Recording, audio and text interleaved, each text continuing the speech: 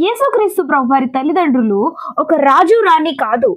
ఆయన తండ్రి ఒక యాజకుడు కాదు. లేకపోతే ప్రధానులు కాదు. లేకపోతే పెద్ద పేరు పొందిన వాళ్ళు కాదు. కానీ యేసుక్రీస్తు ప్రభువారు ఒక వడ్రంగి కుమారునిగా ఎంచబడ్డాడు. ఈ లోకంలో ఘనులైన వారు, తెలివి కలిగిన వారు, డబ్బున్న వాళ్ళు అనేక మంది ఉండినప్పటికీ కూడా యేసుక్రీస్తు ప్రభువారు ఆయన ఈ భూమి మీద జన్మించడానికి దేవుడు అతి సాధారణమైన మనుషులను, కన్యగైన మరియ గర్భాన్ని ఎన్నుకున్నాడు. అతి సాధారణమైన కుటుంబాన్ని ఎన్నుకున్నాడు. కానీ ఈ లోకంలో ఘనులని, గొప్పవారిని ఎన్నుకోలేదు.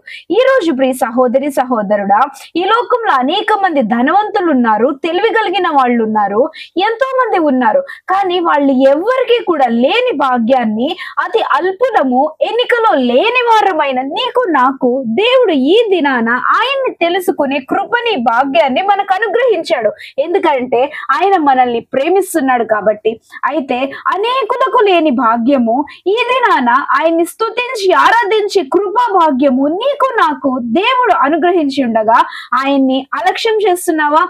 ఆయన కృపని పక్కన పెడుతున్నావా? ఆయన్ని స్తుతించకుండా, ఆరాధించకుండా ఊరికినే ఉండిపోతున్నావా? అటువంటి పరిస్థితిలో ఉండకుండా దేవుడు మనకి ఇచ్చిన గొప్ప కృపను బట్టి ఆయన్ని ప్రేమించి, ఆయన్ని ఆరాధిస్తూ, ఆయనకిష్టమైన బిడ్డలముగా కొనసాగుదాం. ఆమేన్. హల్లెలూయా.